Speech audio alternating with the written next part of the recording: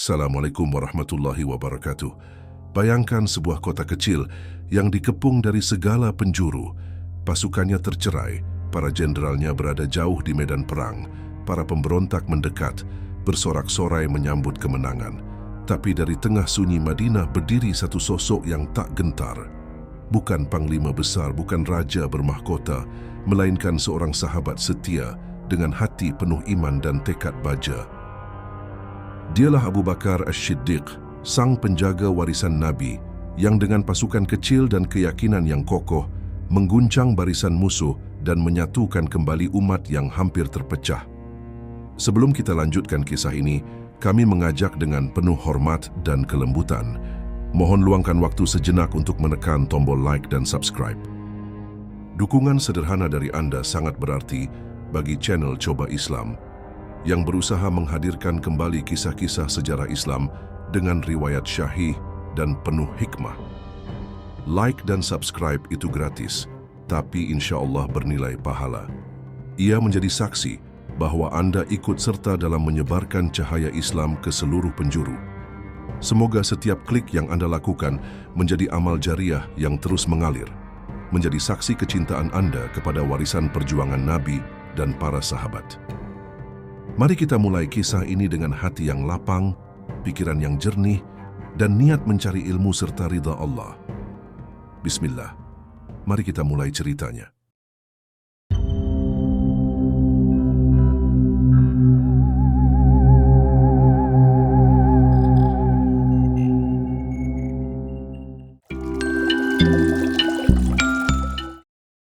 Langit kota Madinah masih diselimuti awan duka. Sejak wafatnya Rasulullah Shallallahu Alaihi Wasallam, waktu seolah berjalan lebih lambat dari biasanya. Kesedihan menyelimuti setiap sudut rumah kaum muslimin. Hanya terdengar lantunan zikir yang lirih dan tangis yang berusaha ditahan. Kehilangan ini bukan sekadar berpulangnya seorang nabi, tapi juga lenyapnya cahaya penuntun umat. Dunia terasa berubah dalam sekejap. Di saat air mata belum sepenuhnya kering dan jasad Rasulullah baru saja dimakamkan, gelombang ujian besar mulai mengarah ke umat Islam. Kini mereka berdiri tanpa kehadiran langsung sang Nabi di tengah-tengah mereka. Dari berbagai penjuru jazirah Arab, kabar-kabar mengguncang mulai bermunculan. Suku-suku Arab, terutama dari kalangan Badui, perlahan mulai menunjukkan sikap pembangkangan. Sebagian bahkan terang-terangan menyatakan keluar dari Islam. Kelompok Yahudi dan Nasrani yang selama ini memilih diam, kini mulai memainkan perannya. Mereka menyebarkan pengaruh, membisikkan fitnah, dan menghembuskan harapan untuk merebut kembali kekuasaan yang dulu pernah hilang. Mereka berkata, Muhammad telah tiada, kini saatnya mengambil kembali apa yang dulu kita miliki. Dalam situasi yang genting dan penuh tekanan inilah, Abu Bakar As-Siddiq dibaiat sebagai pemimpin kaum muslimin, sebagai khalifah pertama. Sebuah tanggung jawab besar yang kini harus dipikul oleh sahabat yang dikenal paling lembut hatinya, namun paling teguh keimanannya. Banyak yang menduga setelah prosesi pembaiatan selesai, langkah pertama yang akan diambil Abu Bakar adalah meredam keresahan umat, menenangkan hati kaum muslimin, menyatukan barisan dan memadamkan bara pemberontakan dari dalam. Tapi kenyataan berkata lain. Sang khalifah justru mengeluarkan keputusan yang mengejutkan, lanjutkan keberangkatan pasukan Usamah. Pasukan ini adalah rombongan militer terakhir yang dirancang langsung oleh Rasulullah Shallallahu Alaihi Wasallam sebelum beliau wafat. Tujuannya adalah wilayah perbatasan Syam untuk mengantisipasi ancaman dari kekuatan Romawi dan sekutunya. Yang membuat pasukan ini istimewa, di dalamnya terdapat nama-nama besar dari kalangan Muhajirin dan Ansyar, termasuk Umar bin Khattab. Namun pemimpin dari pasukan ini adalah seorang pemuda yang usianya bahkan belum mencapai 20 tahun, Usamah bin Zaid. Keputusan Abu Bakar untuk tetap mengirim pasukan ini di tengah keadaan yang sangat rawan, langsung menjadi perbincangan di kalangan umat. Di balik dinding-dinding rumah Madinah, di bawah rindangnya pohon kurma, percakapan-percakapan pelan mulai terdengar. Bisikan yang semula hanya dibisikkan di antara dinding rumah, kini mulai menyuarakan kegelisahan yang lebih nyata. Tidakkah khalifah memperhatikan keadaan sekitar kita? Begitu sebagian mereka berucap. Suku-suku Arab Badui sudah menunjukkan pembangkangan, ancaman dari luar dan dalam kian mendekat. Apakah bijak mengirim pasukan saat kekuatan kita terpecah? Dan mengapa harus Usamah yang memimpin? Beberapa sahabat pun memberanikan diri menghadap Abu Bakar As-Siddiq. Dengan tutur kata yang santun, namun suara yang tegas, mereka menyampaikan kekhawatiran. Wahai Khalifah Rasulullah, ujar mereka, pasukan ini dipenuhi para tokoh utama kaum muslimin. Sementara di sekeliling kita, gejolak pemberontakan mulai tumbuh. Bukankah lebih bijak bila kekuatan ini difokuskan untuk menjaga Madinah terlebih dahulu? Abu Bakar menyimak dengan tenang. Tatapannya lembut, namun ketegasan suara beliau tak bisa dibantah. Demi Allah yang jiwaku berada di tangannya, ucap beliau. Seandainya aku harus diserang oleh binatang buas, tetap akan kulanjutkan pengiriman pasukan Usamah sebagaimana yang telah diperintahkan oleh Rasulullah Shallallahu Alaihi Wasallam. Bahkan jika tidak ada lagi seorang pun yang tinggal di kota ini selain aku, tetap akan aku jalankan. Di sisi lain, Usamah bin Zaid pun diliputi keraguan. Ia memahami bahwa penunjukannya sebagai panglima telah menimbulkan perbincangan. Usianya masih sangat muda, sedangkan ia harus memimpin para sahabat senior yang telah lama berjuang di jalan Allah. Ia merasa berat, situasi yang genting membuat hatinya bimbang. Maka ia meminta bantuan Umar bin Khattab untuk menyampaikan harapannya kepada Abu Bakar.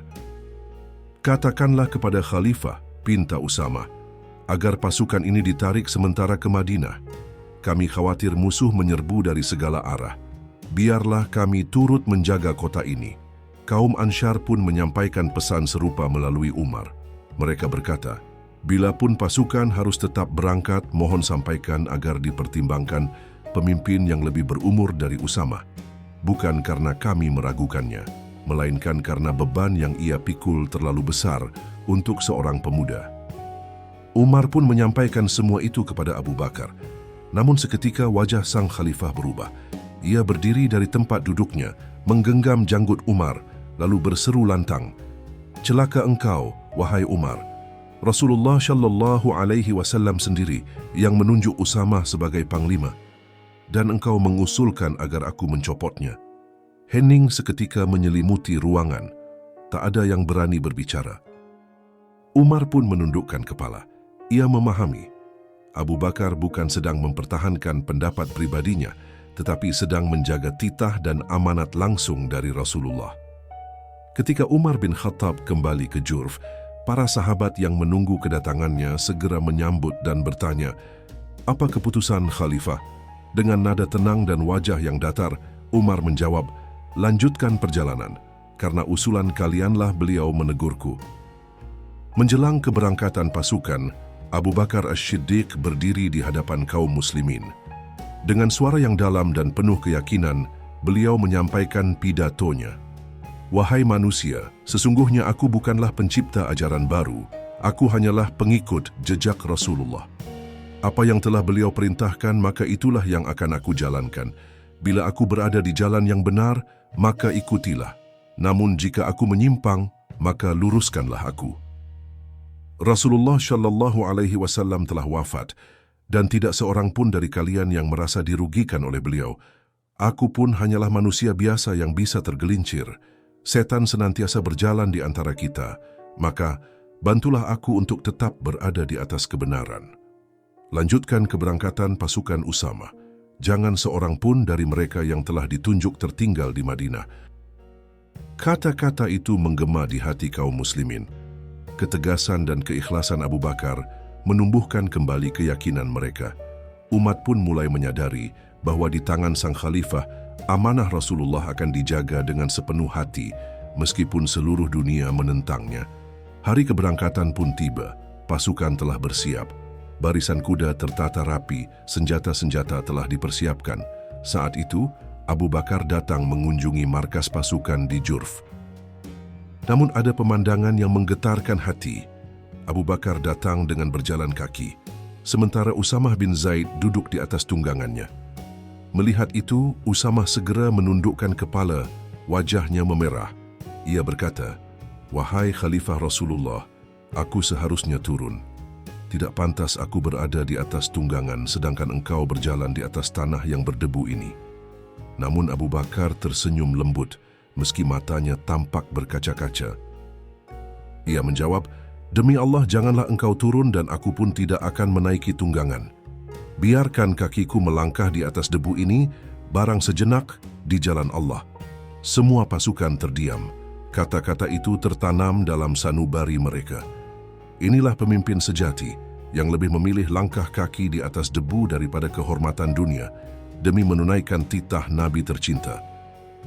Setelah pasukan siap dan Usamah berdiri tegak sebagai panglima muda yang telah diberi amanah langsung oleh Rasulullah, tibalah saatnya bagi Abu Bakar memberikan nasihat terakhir.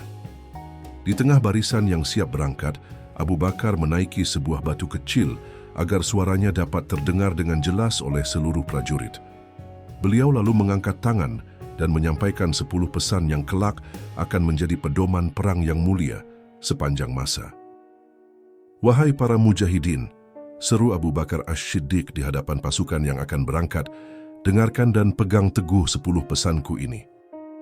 Janganlah kalian berkhianat, jangan mengambil harta rampasan perang secara curang, jangan menipu dan jangan menyakiti siapapun dengan cara yang melampaui batas, jangan membunuh anak-anak kecil, orang tua ataupun perempuan, jangan menebang atau membakar pohon kurma atau pohon yang sedang berbuah, jangan menyembelih binatang kecuali untuk dimakan.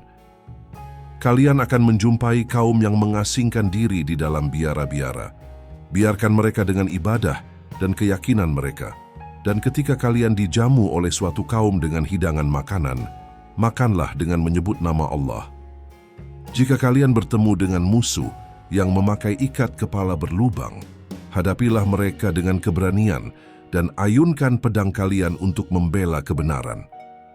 Setelah pesan itu disampaikan, suasana menjadi hening. Semua mata memandang ke arah sang khalifah. Tak sedikit yang menunduk dengan mata berkaca-kaca, bukan hanya karena akan menjalankan misi besar, tetapi karena mereka sadar mereka membawa kehormatan yang diwariskan langsung oleh Rasulullah Shallallahu Alaihi Wasallam menuju perbatasan negeri yang penuh bahaya. Abu Bakar kemudian menoleh kepada Usamah bin Zaid. Dengan suara lembut namun tegas beliau berkata, "Laksanakan apa yang telah diperintahkan Rasulullah kepadamu. Mulailah dari wilayah Quda'ah, lalu lanjutkan ke Abil. Jangan kau ubah satu huruf pun dari perintah yang telah beliau wariskan. Dan jangan kau tinggalkan satu pun dari pesan yang beliau titipkan." Usamah menunduk. Dadanya terasa penuh dengan rasa tanggung jawab. Kata-kata Abu Bakar bukan sekadar instruksi, melainkan amanah agung yang bersumber dari langit, kini berada di pundaknya. "Demi Allah," gumamnya dalam hati, "akan kujaga warisan Rasulullah ini sebaik-baiknya. Sekalipun darahku harus tertumpah di tanah asing, itu pun takkan cukup untuk membalas kepercayaan ini." Akhirnya, pasukan Usamah bergerak maju. Di bawah panas mentari bulan Juni, ratusan prajurit berkuda dan berjalan kaki menembus padang pasir yang menyengat. Mereka hanya membawa bekal secukupnya, namun hati mereka penuh dengan keyakinan yang tak bisa diukur oleh angka. Setiap malam, mereka beristirahat di bawah langit terbuka, sebagian bersandar pada tombak sambil terlelap, sebagian lagi berjaga dengan mata waspada, menjaga amanah Rasulullah. Dan di antara mereka semua, Usamah tetap tenang, tak banyak bicara. Ia duduk sendiri, memandangi langit malam yang bertabur bintang. Dalam hatinya, ia memanggil nama ayahnya. "Wahai ayah, inilah tanah tempat engkau syahid. Di sinilah engkau menyerahkan nyawamu bersama Ja'far dan Abdullah. Kini aku datang, bukan hanya sebagai putramu, tapi sebagai penjaga amanah Rasulullah." Perjalanan mereka terus berlanjut, menyusuri padang tandus yang tak bertepi. 20 hari lamanya pasukan ini menembus gurun Sahara hingga akhirnya tiba di wilayah Balqa, tak jauh dari lokasi pertempuran Mu'tah yang dahulu mengguncang sejarah. Saat langkah mereka sampai di Balqa, suasana mendadak sunyi. Seluruh pasukan menghentikan gerak dan memandang tanah itu dengan sorot mata yang penuh rasa hormat. Inilah tanah tempat Zaid bin Haritsah, ayah Usamah, menghembuskan nafas terakhirnya sebagai syuhada. Disinilah pula Ja'far bin Abi Thalib dan Abdullah bin Rawahah meninggalkan dunia fana untuk selamanya. Usamah perlahan turun dari tunggangannya. Ia melangkah pelan menuju sebuah tempat yang diyakini sebagai lokasi gugurnya sang ayah. Tak ada nisan megah, tak ada tugu peringatan, hanya tanah sunyi yang menyimpan jejak pengorbanan. Ia berlutut, mengambil segenggam tanah, lalu menggenggamnya erat di telapak tangannya. "Wahai ayahku," bisiknya dalam hati, "inilah aku berdiri di atas tanah yang dahulu engkau sucikan dengan darahmu. Kini aku datang membawa pasukan sebagaimana engkau pernah memimpinnya. Aku tak tahu apakah akan kembali atau menyusulmu, tapi ketahuilah, putramu tidak gentar." Para sahabat yang menyaksikan momen itu menunduk dalam diam. Beberapa bahkan tak kuasa menahan air mata. Mereka menyaksikan sejarah, pengorbanan, dan keimanan berpadu dalam sosok pemuda yang kini memikul warisan perjuangan Rasulullah. Tanpa berlama-lama, Usamah segera memerintahkan pasukan untuk bergerak. Sesuai amanat Rasulullah Shallallahu Alaihi Wasallam, mereka menyebar menuju wilayah Quda'ah dan Abil. Kuda-kuda dilepas menuju berbagai penjuru. Serangan dilancarkan secara taktis dan mengejutkan. Titik-titik kekuatan musuh dihancurkan satu persatu. Semboyan mereka hanya satu, hidup mulia atau mati sebagai syuhada. Setiap kali menghadapi perlawanan, pasukan menyerbu dengan pekikan takbir yang mengguncang udara. Allahu Akbar. Musuh-musuh yang selama ini meremehkan kekuatan umat Islam dan bahkan berencana menyerang Madinah, kini justru terdesak di wilayah mereka sendiri. Desa-desa yang menolak tunduk di bumi hanguskan, kota-kota kecil yang melawan dilumpuhkan tanpa ampun. Namun, bagi mereka yang menyerah, pasukan menunjukkan sikap mulia, sebagaimana pesan Rasulullah dan Khalifah Abu Bakar, tidak boleh melampaui batas. Rampasan perang yang diperoleh tidak sedikit. Kafilah-kafilah yang dahulu kerap mengganggu perjalanan kaum muslimin berhasil dihentikan. Pasukan Usamah membuktikan bahwa Islam belum padam, bahwa wafatnya Nabi bukanlah akhir dari kekuatan umat ini. Justru inilah awal dari babak baru perjuangan, dengan panji yang tetap berkibar tinggi. Kabar kemenangan itu menyebar cepat hingga menembus dinding istana Kekaisaran Romawi Timur. Heraklius, Kaisar Bizantium, dikejutkan oleh keberanian kaum muslimin. Umat yang baru saja kehilangan nabi mereka, namun tetap sanggup mengirim pasukan hingga ke gerbang perbatasan kekaisarannya. Heraklius tidak tinggal diam. Ia segera memerintahkan pengerahan bala bantuan menuju kawasan Balka. Khawatir kekuatan Islam benar-benar bangkit dan mendekat ke wilayah Syam, jantung kekuasaan Romawi di timur.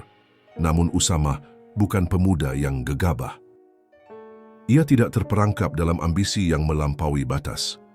Setelah menyelesaikan seluruh misi sesuai arahan Rasulullah Shallallahu Alaihi Wasallam, Usamah memutuskan untuk menarik pasukannya kembali ke Madinah. Misi telah dituntaskan, pesan telah disampaikan. Bukan hanya kepada Romawi, tapi juga kepada para pemberontak Arab, golongan munafik, dan musuh-musuh yang bersembunyi di dalam negeri. Islam belum lenyap, Islam masih berdiri tegak, dan Islam akan selalu menepati janjinya.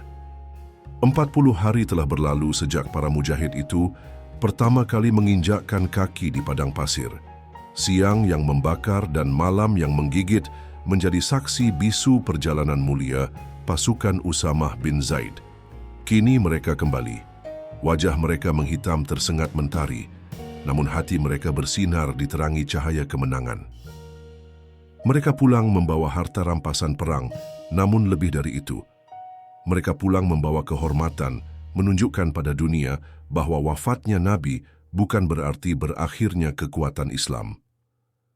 Ketika kabar kepulangan pasukan sampai ke Madinah, suasana kota berubah. Duka yang sempat menyelimuti berubah menjadi haru dan semangat. Warga Madinah menyambut dengan rasa syukur yang mendalam. Khalifah Abu Bakar As-Siddiq bersama para sahabat terkemuka keluar menyambut mereka dengan penuh hormat. Pagi itu, udara masih sejuk ketika dari kejauhan terdengar derap kaki kuda yang mengguncang tanah. Takbir pun menggema dari balik bukit. Penduduk Madinah bergegas keluar. Anak-anak berlarian kegirangan, para wanita membawa kendi air dan kurma. menyambut kepulangan para pejuang. Abu Bakar berdiri di barisan terdepan. Pandangannya tertuju ke arah timur, penuh harap. Tak lama pasukan mulai terlihat. Usamah bin Zaid berada di barisan paling depan. Kini bukan lagi sekadar seorang pemuda, melainkan panglima dengan sorot mata yang tegas. Di belakangnya, para prajurit berjalan teratur. Panji-panji Islam berkibar dengan anggun, dan tumpukan hasil rampasan perang tertata rapi. Kemenangan ini bukan hanya milik mereka, tapi milik seluruh umat. Usamah melihat Abu Bakar, lalu segera turun dari tunggangannya. Ia bergegas menghampiri sang khalifah dan memeluknya dengan erat. "Wahai Khalifah Rasulullah," ucap Usamah dengan suara penuh getaran, "inilah pasukan yang engkau kirim dengan membawa amanah Rasulullah. Alhamdulillah kami kembali membawa kemenangan sebagaimana yang engkau harapkan." Abu Bakar menatap dalam mata pemuda itu, lalu menggenggam pundaknya dengan penuh kebanggaan. "Segala puji bagi Allah yang telah meneguhkan langkah kaum muslimin," ujar Abu Bakar. "Engkau telah menjaga kehormatan umat ini. Engkau telah membuktikan bahwa amanat Nabi bukanlah beban, melainkan cahaya yang patut dijaga hingga akhir hayat." Saat pasukan Usamah memasuki kota Madinah, Masjid Nabawi menjadi saksi bisu lautan manusia yang bersujud penuh rasa syukur. Takbir menggema dari bibir anak-anak hingga orang tua. Langit Madinah seakan turut bergetar oleh lantunan doa dan air mata keharuan. Usamah turun dari tunggangannya dan melangkah masuk ke dalam masjid. Di tengah keramaian, ia memimpin salat syukur. Air matanya jatuh perlahan, membasahi tempat sujudnya. Dalam keheningan sujudnya yang panjang, hatinya bermunajat, "Ya Allah, inilah nikmat yang Engkau anugerahkan. Engkau telah melindungi kami, Engkau kokohkan langkah-langkah kami.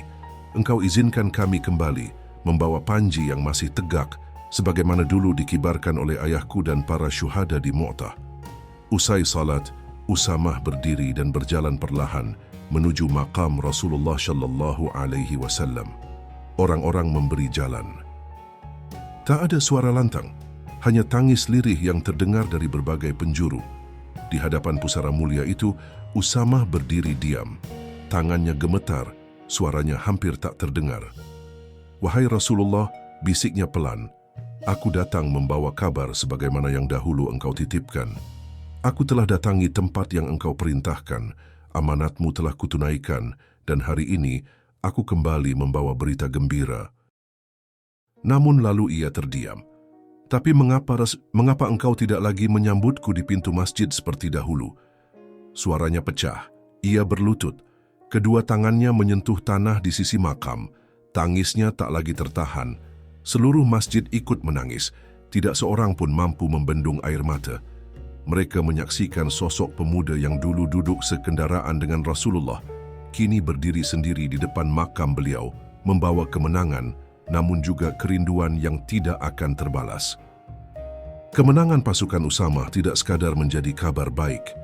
Ia menjelma sebagai tamparan nyata bagi mereka yang dulu meragukannya, yang mempertanyakan usianya, kapasitasnya sebagai pemimpin, bahkan keputusan Abu Bakar Ash-Shiddiq untuk tetap mengutus pasukan di tengah krisis. Kini semua pertanyaan itu terdiam. Keputusan yang dahulu dianggap terlalu berani, kini dikenang sebagai bukti nyata keteguhan hati dan keyakinan terhadap janji Allah. Usamah tidak membalas dengan kata-kata terhadap keraguan itu. Ia membalas dengan tindakan. Ia menjawab melalui ketaatan terhadap perintah Nabi dan keberhasilan nyata di medan juang. Sementara itu, di luar Madinah, gema kemenangan ekspedisi Usamah menjalar cepat. Suku-suku Arab yang sebelumnya berniat untuk memberontak mulai goyah. Mereka mendengar bahwa Madinah, meskipun baru saja ditinggal nabinya, tetap mampu mengirim pasukan besar hingga menyentuh batas wilayah Romawi dan kembali dengan kemenangan. Para kepala kabilah pun mulai berpikir ulang. Mereka berkata, andai mereka lemah, tidak mungkin mereka berani mengirim pasukan sejauh itu. Bisa jadi yang wafat itu memang seorang manusia, namun kekuatan yang membimbingnya masih hidup. Di sisi lain, Heraklius, Kaisar Romawi Timur, tak mampu menyembunyikan kegelisahan. Ia memerintahkan pengerahan pasukan tambahan ke Balka walau pasukan Islam telah lama menarik diri. Langkah Usamah membuat Bizantium mulai berhitung ulang terhadap ancaman dari Madinah. Usamah telah kembali ke tanah kelahirannya, namun gema ekspedisinya masih menggema di seluruh penjuru. Kemenangan itu menjadi penanda bahwa risalah Islam tetap berjalan di atas fondasi yang Nabi wariskan. Kepemimpinan Abu Bakar bukan kepemimpinan ragu, melainkan kesinambungan dari amanah kerasulan, bukan arah baru yang menyimpang. Langit Madinah kini tak lagi mendung. Meskipun duka belum sirna sepenuhnya, namun kemenangan yang dibawa oleh Usamah telah menjadi cahaya yang menerangi luka itu. Kini umat tahu, mereka masih punya harapan sebab mereka masih memiliki pemimpin yang setia, menjaga janji Rasulullah Shallallahu Alaihi Wasallam. Jauh di utara, di pusat kekuasaan Kekaisaran Romawi Timur, Kaisar Heraklius dikejutkan oleh kabar yang baru saja ia terima. Ia tak pernah menyangka bahwa Madinah, yang baru kehilangan nabi tercintanya, masih mampu mengirim pasukan hingga ke wilayah Balqa, kawasan yang selama ini berada di bawah pengawasan ketat Bizantium. Mereka tidak gentar, bahkan dalam suasana berduka mereka masih bisa bangkit dan menyerang, bisik Heraklius kepada para penasihatnya. Tanpa menunggu lama, ia pun memerintahkan pengerahan bala bantuan ke Balqa, namun semuanya sudah terlambat.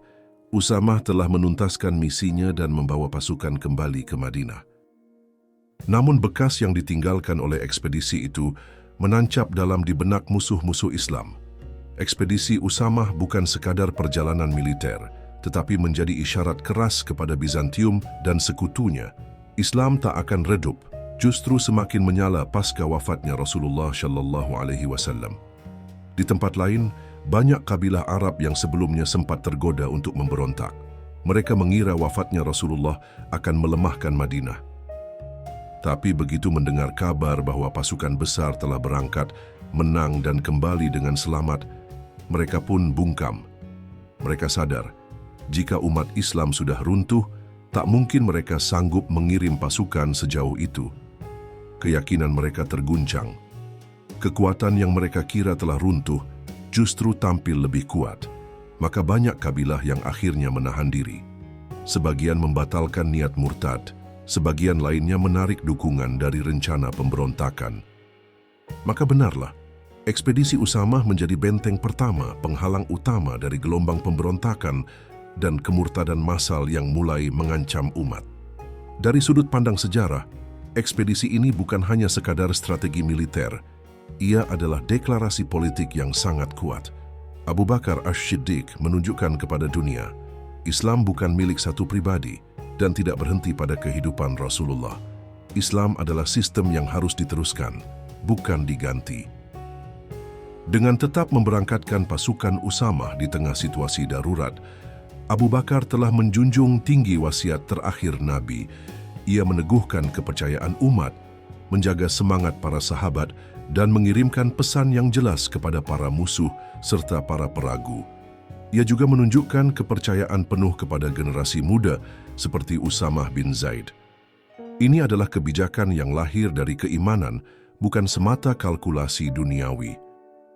Dari sisi lain, ekspedisi ini juga memberi pelajaran penting bagi umat, bahwa pemuda pun layak memimpin, asal ia amanah, cerdas, dan beriman. Usamah, seorang pemuda yang bahkan belum menginjak usia 20 tahun, memimpin pasukan besar, menjalankan strategi Rasulullah tanpa menyimpang, pulang membawa kemenangan tanpa kehilangan satu pun prajurit. Ia menjaga kehormatan Islam di tanah, di mana ayahnya gugur sebagai syuhada. Ia tidak membalas ejekan, tidak mencari pengakuan, dan tidak menyombongkan diri. Ia hanya menunaikan perintah dan membiarkan hasil yang menjawab semua keraguan. Inilah cerminan pemimpin sejati.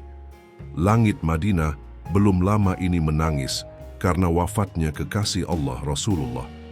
Tanah merah masih basah, baru saja menerima jasad manusia paling mulia yang pernah hidup. Kaum muslimin sedang berada dalam luka yang dalam. Hati mereka terasa hampa. Jejak langkah Rasulullah masih membekas di kamar tempat beliau biasa beristirahat.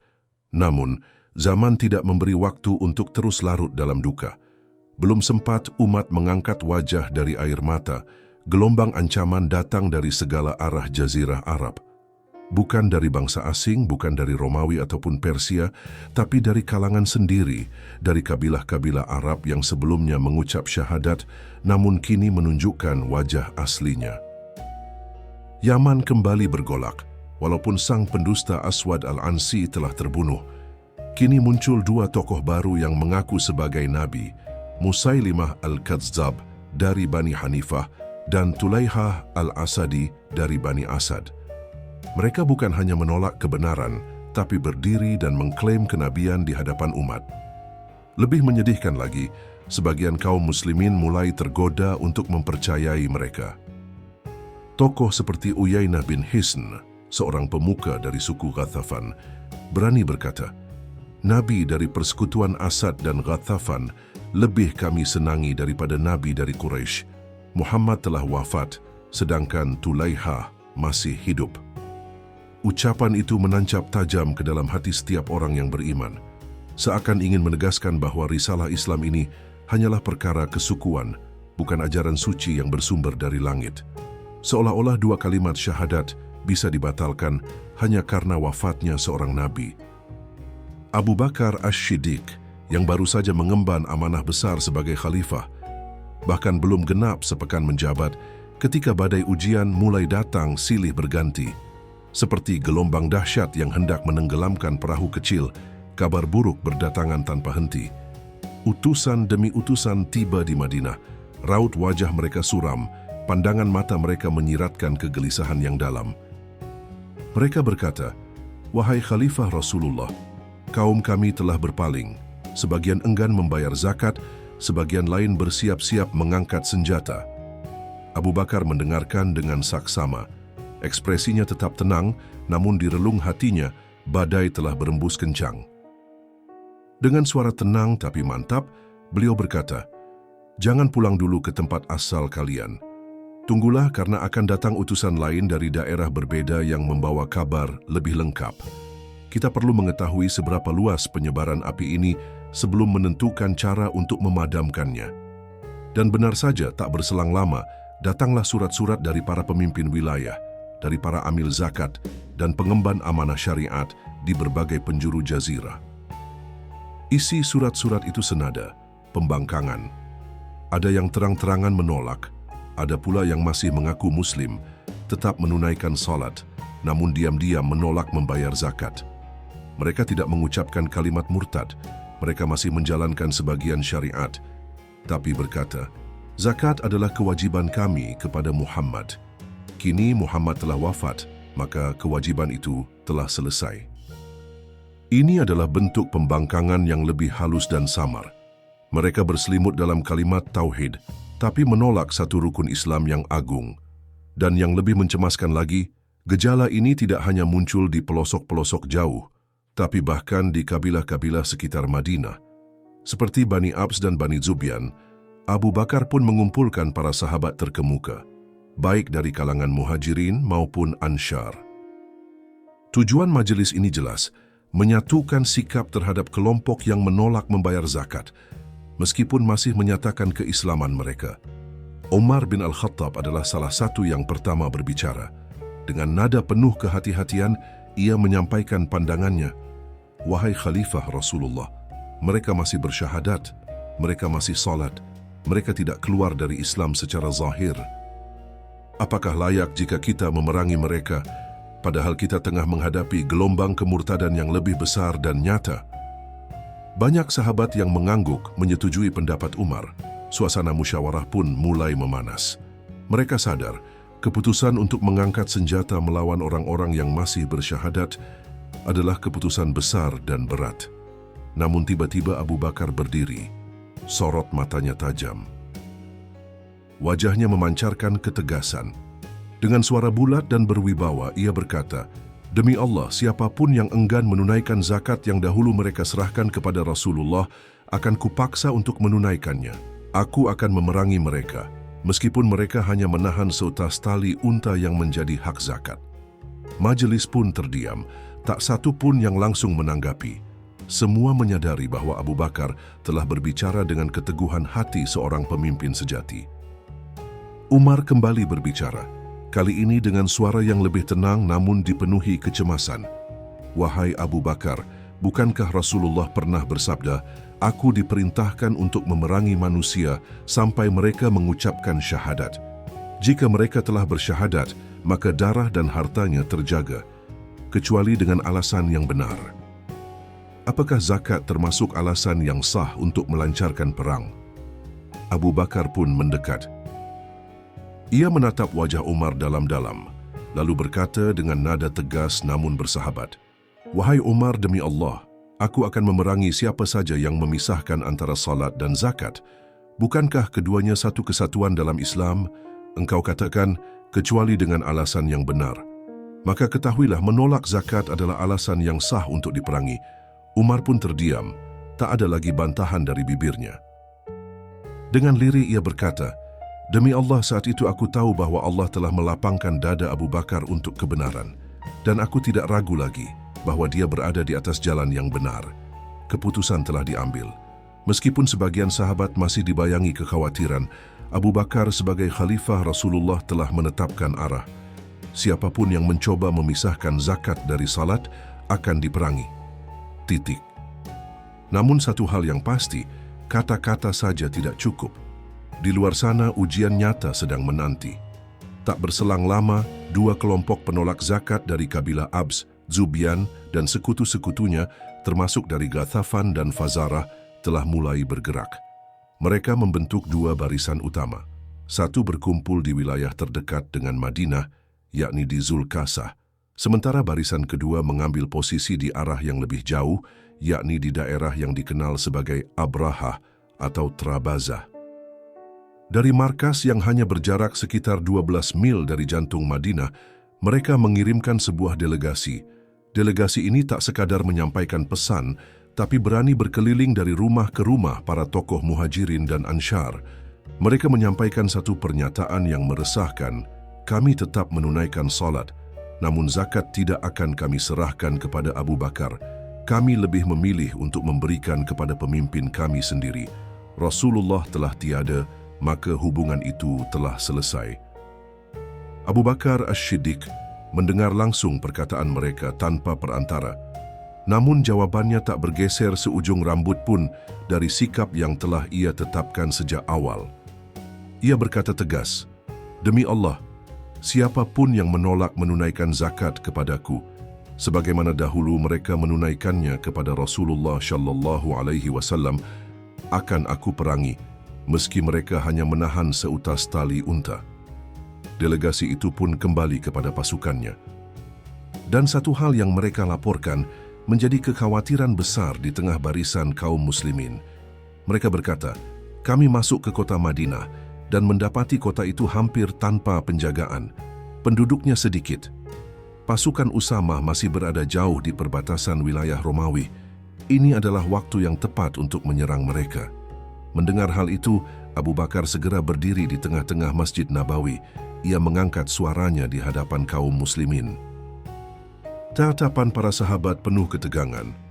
Dengan suara lantang, beliau berkata, "Wahai manusia, kota ini kini telah diawasi oleh kaum yang memusuhi kita.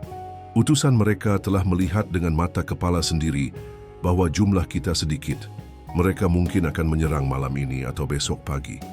Mereka mengira kita akan gentar, maka bersiaplah.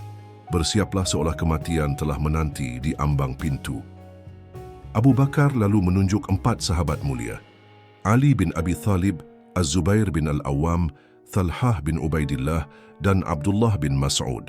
Kepada mereka beliau berkata, "Jagalah setiap pintu masuk kota. Pastikan tidak ada seorang pun dari mereka yang masuk tanpa diketahui." Kemudian beliau menyeru kepada seluruh penduduk, "Wahai orang-orang yang masih memiliki jiwa dan iman, berkumpullah di masjid dalam kesiapan penuh." Kota Madinah pun berubah wajah. Siang menjadi hening, malam dipenuhi kegelisahan. Penduduknya tidak lagi tidur dengan tenang.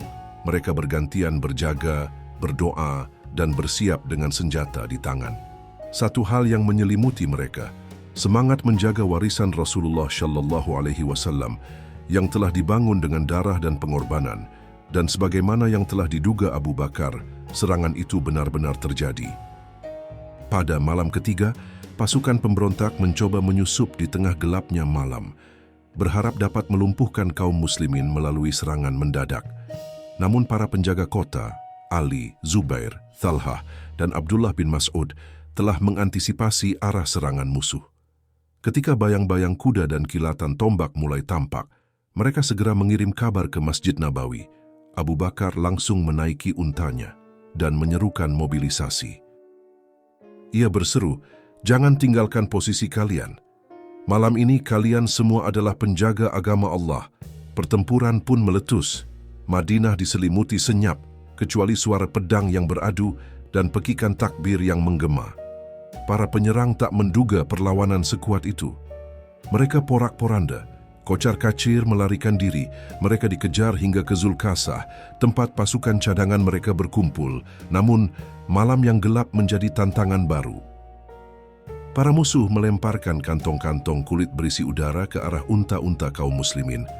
Hewan-hewan itu yang belum terlatih menghadapi perang menjadi panik, berlari tanpa arah, dan menabrak barisan belakang. Kekacauan pun terjadi di tengah barisan kaum muslimin. Para pemberontak bersorak. Mereka mengira kemenangan telah diraih. Mereka segera mengirim pesan ke Zulkasah, menyatakan bahwa pasukan Madinah telah mundur dan bahwa sang khalifah telah gentar. Malam itu mereka tertidur dengan penuh keyakinan bahwa esok akan menjadi hari kemenangan. Namun di sisi lain, di dalam Masjid Nabawi tak seorang pun terlelap.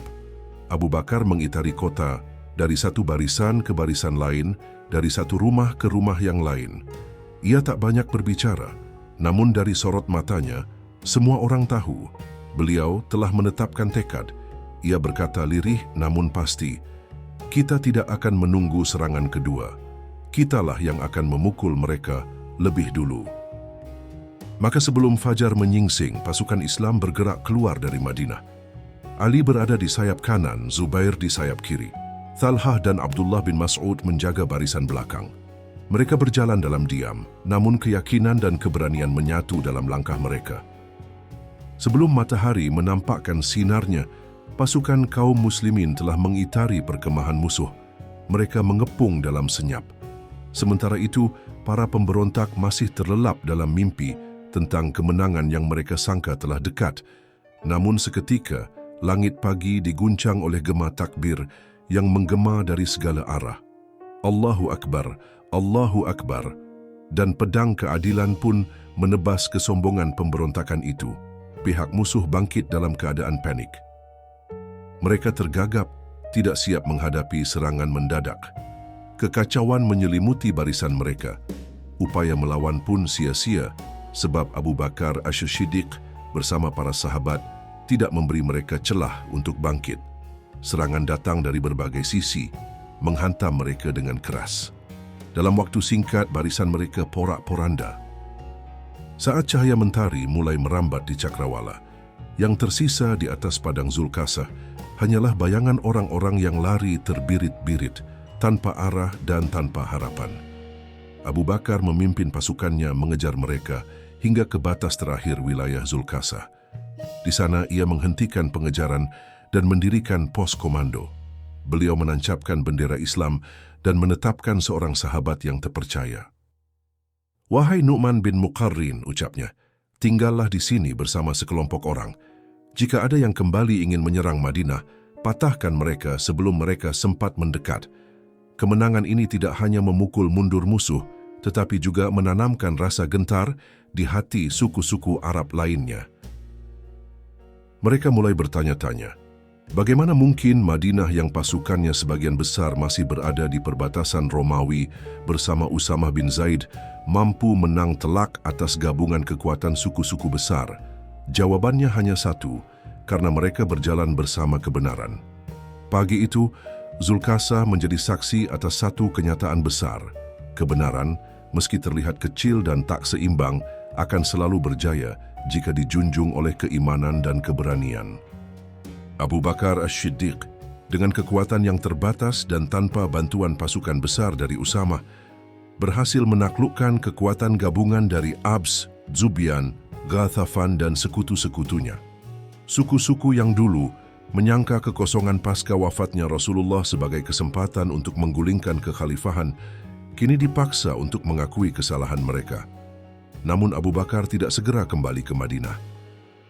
Ia memilih menetap sementara di Zulkasah, tempat kemenangan itu diraih. Di tanah itu ia tegakkan panji Islam dan kembali menugaskan Nu'man bin Muqarrin. Tetaplah berjaga di sini. Siapapun yang mencoba menyerang Madinah, hadang mereka sebelum langkahnya mencapai kota. Berita kemenangan ini cepat menyebar. Wajah-wajah yang sebelumnya penuh penantangan kini berubah menjadi wajah-wajah yang diliputi ketakutan dan penyesalan. Kabilah-kabilah Arab yang semula hendak menguji kekuatan sang khalifah, kini menyadari Abu Bakar bukan hanya penerus risalah Nabi, tapi juga mewarisi keberanian dan keteguhan beliau. Tak lama kemudian, satu persatu kabilah mulai berdatangan ke Madinah. Tapi kedatangan mereka bukan dengan pasukan, melainkan dengan karung-karung berisi zakat yang ditumpangkan di punggung unta. Yang pertama datang adalah Syafwan dan Zablikan dari Bani Tamim, disusul oleh Adi bin Hatim At-Ta'i yang mewakili kaumnya, Bani Tha'i. Mereka datang dengan sikap penuh hormat dan menyerahkan zakat yang sebelumnya tertahan, seraya berkata, "Kami datang untuk membayar apa yang sempat kami tahan, dan untuk memohon maaf kepada Khalifah Rasulullah. Kami kini sadar bahwa kebenaran tetap dijaga oleh mereka yang jujur dan setia." Penduduk Madinah menyambut mereka dengan takbir yang menggetarkan dan air mata haru, sebab yang datang bukan hanya harta zakat, tetapi juga kembalinya kesatuan dan tegaknya agama. Salah seorang sahabat berkata kepada Abu Bakar, "Ini adalah peringatan dari Allah bagi kita." Tapi Abu Bakar menjawab dengan nada tenang dan penuh hikmah, "Bukan, ini adalah kabar gembira. Mereka datang bukan karena kita lemah, melainkan karena mereka tahu kita akan melindungi agama ini." Orang-orang pun mengangguk menyetujui ucapan itu. Mereka tahu, setiap kata yang keluar dari lisan Abu Bakar adalah pancaran dari iman yang tulus. Di tengah suasana penuh syukur itu, salah satu sahabat utama Rasulullah, yakni Abdullah bin Mas'ud, berdiri dan mengucapkan kata-kata yang mengguncang hati banyak orang. "Setelah wafatnya Rasulullah Shallallahu Alaihi Wasallam, kami hampir saja hancur. Kalau bukan karena karunia Allah dan keteguhan hati Abu Bakar, kami tak tahu apa yang akan terjadi. Bahkan kami sempat menyepakati untuk tidak memerangi mereka. Tapi Allah meneguhkan hati Abu Bakar untuk berdiri menjaga kebenaran.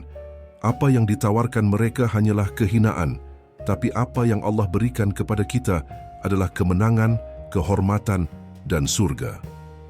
Madinah kini benar-benar berada dalam kondisi yang aman dan stabil. Keteguhan umat mulai terlihat. Harta zakat mulai mengalir dari berbagai penjuru Jazirah Arab. Unta-unta yang memanggul kekayaan datang silih berganti menuju kota suci itu. Penduduk menyaksikan dengan mata kepala mereka sendiri bagaimana satu pribadi dengan keimanan yang kokoh mampu menyatukan kembali barisan umat Islam. Salah seorang sahabat berkata, "Sungguh, kekuatan Abu Bakar tidak terletak pada jumlah tentaranya, melainkan pada keyakinannya kepada Allah." Saat itulah, banyak dari kaum muslimin teringat kembali pada sabda Rasulullah Shallallahu Alaihi Wasallam kepada kaum Saqif dari Thaif ketika mereka hendak masuk Islam namun mengajukan syarat untuk dibebaskan dari salat. Maka beliau bersabda, "Tidak baik agama yang tidak ada salat di dalamnya." Kini Abu Bakar menegaskan prinsip yang sama melalui zakat, bahwa tidak ada Islam bagi mereka yang memisahkan antara salat dan zakat. Keduanya adalah tiang-tiang agama yang tidak boleh ditawar. Bayangkan, jika pada waktu itu Abu Bakar mengikuti usulan sebagian sahabat yang menginginkan adanya kompromi. Seandainya beliau setuju menjadikan zakat sebagai opsi, bukan sebagai kewajiban, maka jalan akan terbuka lebar bagi para pendusta seperti Musailamah Al-Kazzab, Tulaihah Al-Asadi, dan pengaku nabi lainnya. Mereka akan menghadirkan ajaran palsu yang tampak mudah, bebas dari kewajiban zakat, tanpa disiplin salat, lalu menyesatkan umat kembali ke dalam kegelapan jahiliyah.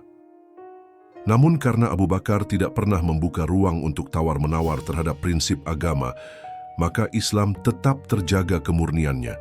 Tidak ada ruang bagi penyimpangan, tidak ada tempat bagi pembangkangan. Dalam satu momen perenungan, seorang sahabat mengungkapkan, "Demi Allah, kalau bukan karena ketegasan Abu Bakar, mungkin kami semua telah mundur dan agama ini akan tinggal nama." Ucapan itu kini bergema dalam hati setiap Muslim yang jujur. Karena sejatinya, semangat itu adalah warisan dari Rasulullah Shallallahu Alaihi Wasallam sendiri.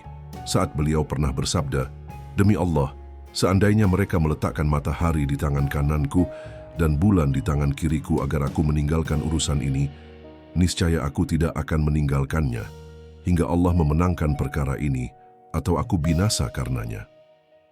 Tekad itulah yang hidup dalam diri Abu Bakar As-Siddiq. Keteguhan itulah yang beliau warisi dari sang Nabi.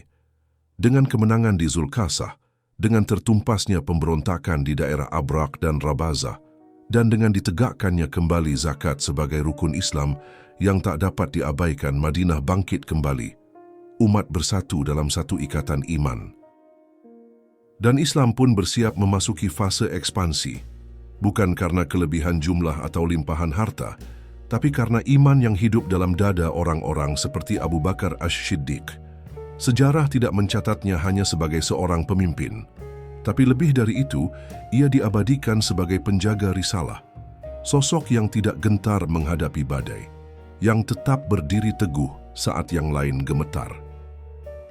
Yang menjaga agama ini dengan sepenuh jiwa, demi menjaga apa yang telah diwariskan oleh Rasulullah Shallallahu Alaihi Wasallam. Sahabat, coba Islam, kisah hari ini mengajarkan kita satu hal penting, bahwa kekuatan sejati bukanlah pada jumlah, bukan pada harta, tetapi pada keyakinan yang teguh dan keberanian untuk membela kebenaran, seperti yang ditunjukkan oleh Abu Bakar As-Siddiq. Di saat banyak yang ragu dan goyah, beliau berdiri kokoh sebagai penjaga risalah demi mempertahankan ajaran Rasulullah Shallallahu Alaihi Wasallam. Dari peristiwa ini, kita juga belajar bahwa rukun Islam bukanlah sesuatu yang bisa dipilih-pilih. Salat dan zakat adalah tiang penyangga agama yang tak boleh dipisahkan. Dan karena sikap tegas Abu Bakar, Islam tetap terjaga dalam kemurniannya hingga hari ini. Untuk sahabat semua yang telah menonton hingga akhir, kami ucapkan jazakumullahu khairan katsira. Terima kasih atas waktunya, atas kesetiaannya mendengarkan kisah penuh pelajaran ini. Kami doakan, semoga Allah senantiasa menjaga iman Anda, melapangkan rezeki Anda, dan menguatkan langkah Anda dalam kebaikan di dunia maupun di akhirat. Jangan lupa jika kisah ini bermanfaat, bantu kami dengan klik like, subscribe, dan aktifkan loncengnya, agar tidak ketinggalan kisah-kisah berikutnya yang tak kalah menggugah hati. Dan tentu saja, nantikan kelanjutan kisah perjuangan para sahabat hanya di channel Coba Islam, tempat di mana sejarah dan iman bertemu, menguatkan langkah kita hari ini. Wassalamualaikum warahmatullahi wabarakatuh.